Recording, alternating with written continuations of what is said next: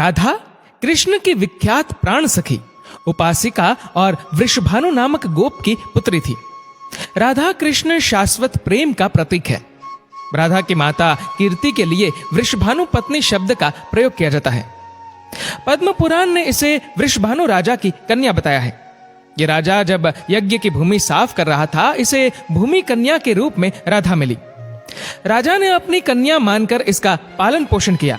ये भी कथा मिलती है कि विष्णु ने कृष्ण अवतार लेते समय अपने परिवार के सभी देवताओं से पृथ्वी पर अवतार लेने के लिए कहा।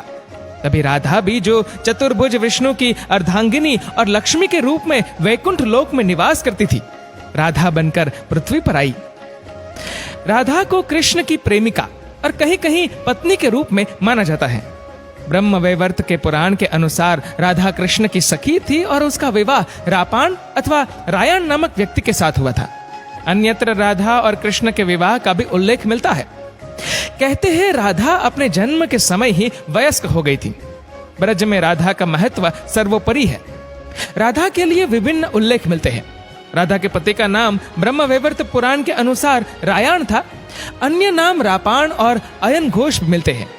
कुछ विद्वानों के अनुसार कृष्ण की आराधिका का रूप ही राधा है।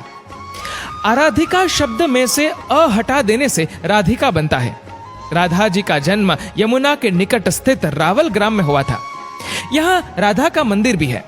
राधा रानी का विश्व प्रसिद्ध मंदिर बरसाना ग्राम की पहाड़ी पर स्थित है। यहाँ की लठमार होली सारी दुनिया में मशहूर है। यह आश्चर्य की बात है कि राधा कृष्ण की इतनी अभिन्नता होते हुए भी महाभारत या भागवत पुराण में राधा का नामोल्लेख नहीं मिलता। यद्यपि कृष्ण की एक प्रिय सखी का संकेत अवश्य है। राधा ने श्री कृष्ण के प्रेम के लिए सामाजिक बंधनों का उल्लंघन किया। कृष्ण की अनुपस्थिति में उसके प्रेम भाव में और भी वृद्धि हुई। दोनों का पुनर्मिलन कुरुक्षेत्र में बताया जाता है, जहां सूर्य ग्रहण के अवसर पर द्वारिका से कृष्ण और वृंदावन से नंद और राधा आदि गए थे। राधा कृष्ण की भक्ति का कालांतर में निरंतर विस्तार होता गया। निम्बार्क संप्रदाय, वल्लभ संप्रदाय, राधा वल्लभ संप्रदाय, सखी भाव संप्रदाय आदि ने इसे और भी पुष्ट किया। ललिता गोपी ने श्री राधिका जी से पूछा, आपका और श्री कृष्ण का क्या नाता है? राधा जी ने कहा, ललिता तूने जो मानना हो मान ले। ललिता जी ने कहा, समझ गई, आप श्री कृष्ण की प्रियतमा है और वो आपके प्रियतम है। राधा जी ने कहा, तू कुछ नहीं समझी, हम दोनों में प्रियतमा और प्रियतम का भेद है ही नहीं। बस मिलन की तीव्र जिज्ञासा, अभिलाषा पैदा होती है, जो हम दोनों को पीस कर एक बना देती है। ये प्रेम की प्रगाढ़त गहराई है, जो राधा को कृष्ण बना देती है और कृष्ण को राधा बना देती है। इसलिए यहाँ नित्य संयोग भी है और सदा वियोग भी है। कृष्ण के साथ लीला करते हुए एक सरस प्रसंग प्रसिद्ध है। उसी को याद करते हुए रक्षाबंधन की पूर्णिमा के बाद कृष्ण पक्ष के पहले दिन राधा जी के चरण दर्शन का उत्सव मनाया जाता है। ये पूजा विशेष रूप से चैतन्य गौड़ीय मठ के मंदिरों में की जाती है। इस समय राधा जी के विग्रह का श्रृंगार पुरुष रूप में होता है। कन्हैया गोचरण के लिए कब से वन में आ चुके थे। कदम के नीचे बांसुरी बजा बजा कर राधा को टेर रहे थे, परंतु दूर दूर तक राधा के आने का कोई संकेत नहीं मिला। ऐसा कई दिन से हो रहा था। राधा का भाई सुबल कृष्ण का सखा भी था।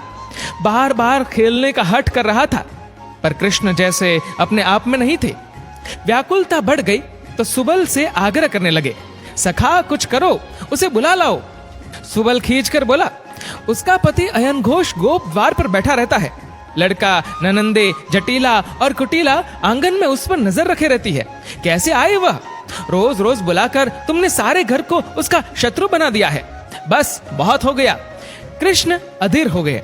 मेरे प्राण जाने को है सुबल, कैसे सखा हो तुम, कैसे भाई हो? विवश होकर सुबल चल पड़ा। एक छोटा सा बछड़ा साथ ले लिया। उसे हाँकता हुआ भागने लगा। राधा के द्वार से पहले उसकी ऐसी मूछ मरोड़ी कि वह सीधा आंगन से होता हुआ राधा के कक्ष में जा धमका। घर के लोगों ने कोई विशेष ध्यान नहीं दिया। सुबल पीछे पीछे राधा के पास पहुंचा। कृष्ण के प्राणों की दुहाई दी। सहमी बावरी सी राधा क्या करती? उसकी व्याकुलता की सीमा न थी। इतने कड़े पहरे में कैसे जाए जमुना के तीर? सुबल ने जल्दी से षड्यंत्र रचा। सुबल ने राधा के कपड़े पहन लिए और राधा ने सुबल के। बछड़े को तेजी से भगाकर राधा बाहर निकल गई। सुबल घूंघट काट कर आंगन बुहारने लगा, घर के दूसरे काम करता रहा। राधा कृष्ण मिलन हुआ, दोनों के प्राण लौटे, राधा भी लौट आई, किसी को संदेह नहीं हुआ। प्रसंग की मधुर स्मृति में भक्तजन सुबल वेश में सजी राधा के चरण दर्शन करते हैं। प्रतिदिन भूमि छूती साड़ी अथवा लहंगे की मर्यादा में लिपटी रहती है राधा। आज के वेश में चरण ही दिखाई पड़ते हैं तो भक्त दर्शन लाभ करते हैं। राधा जी भगवान श्री कृष्ण की परम प्रिया है तथा उनकी अभिन्न मूर्ति भी। श्रीमद् भागवत में कहा गया है कि श्री राधा जी की पूजा नहीं की जाए तो मनुष्य श्री कृष्ण की पूजा का अधिकार भी नहीं रखता। राधा जी भगवान श्री कृष्ण के प्राणों की अधिष्ठात्री देवी है, अतः भगवान इनके अधीन रहते हैं। राधा जी का एक नाम कृष्ण वल्लभ भी है, क्योंकि वे श्री कृष्ण को आनंद प्रदान करने वाली है। माता यशोदा ने एक बार राधा जी से उनके नाम की व्युत्पत्ति के विषय में पूछा। राधा जी ने उन्हें बताया कि रा तो महाविष्णु है और धा विश्व के प्राणियों और लोकों में मातृवाचक धाई है, अतः पूर्व काल में श्री हरि ने उनका नाम राधा रखा। भगवान श्री कृष्ण दो रूपों में प्रकट है, द्विभुज और चतुर्भुज। चतुर्भुज रूप में वे वैकुंठ में देवी लक्ष्मी, सरस्वती, गंगा और तुलसी के साथ वास करते हैं, परंतु द्विभुज रूप में वे गोलोक धाम में राधा जी के साथ वास करते हैं। राधा कृष्ण का प्रेम इतना गहरा था कि एक को कष्ट होता तो उसकी पीड़ा दूसरे को अनुभव होती। सूर्योपराग के समय श्री कृष्ण, रुक्मणी आदि रानियां, वृंदावन वासी आदि सभी कुरुक्षेत्र में उपस्थित हुए। रुक्मणी जी ने राधा जी का स्वागत सत्कार किया। जब रुक्मणी जी श्री कृष्ण के पैर दबा रही थी तो उन्होंने देखा कि श्री कृष्ण के पैरों में छाले हैं। बहुत अनुनय विनय के बाद श्री कृष्ण ने बताया कि उनके चरण कमल राधा जी के हृदय में विराजते हैं। रुक्मणी जी ने राधा जी को पीने के लिए अधिक गर्म दूध दे दिया था, जिसके कारण श्री कृष्ण के पैरों में फफोले पड़ गए। राधा जी श्री कृष्ण का अभिन्न भाग है।